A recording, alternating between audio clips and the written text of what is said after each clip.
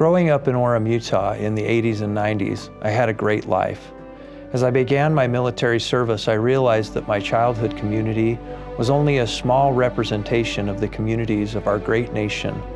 And it was then that I realized how diverse our country really was, and I loved it. I served with Sanchez from East LA, Alvarez, an immigrant from Mexico, Wynn, an immigrant from Vietnam, and Martini from Chicago.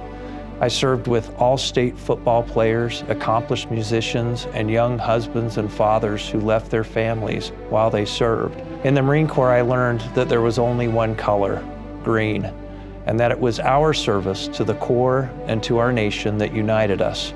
Honor, courage, commitment became our defining characteristics. And while we wanted to preserve the ideals of our great nation, we also knew that our commitment was to the men and women with whom we served. Throughout history, those that have served and fought and died did so for many reasons, mainly because they answered the call of the country.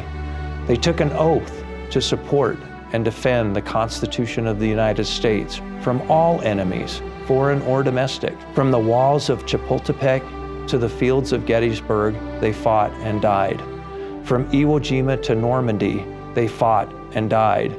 From the frozen hills of Chosin to the jungles of Vietnam to the mountains of Afghanistan and the deserts of Iraq, they fought and died. And in the middle of the fighting, they thought little of their oath or greater cause.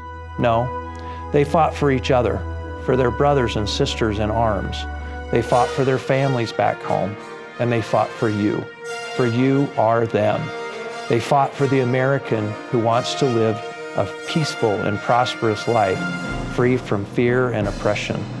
The American who, regardless of race or religion, political party or gender, simply wants to live in peace and live the American dream. And so here is our challenge on this Veterans Day. It is a sacred time to pause and reflect on the immense sacrifices made by the men and women of our armed forces who gave so much in service to this nation. Veterans Day is a time to remember those who sacrificed and did so for you and for America. Because America isn't a place as much as it is an ideal many around the world wish they could realize, and an ideal so many have fought and died for. To our veterans, thank you for your service and sacrifice. Thank you for fighting for those that can't fight for themselves. Thank you for fighting for freedom, not for yourselves, but for others.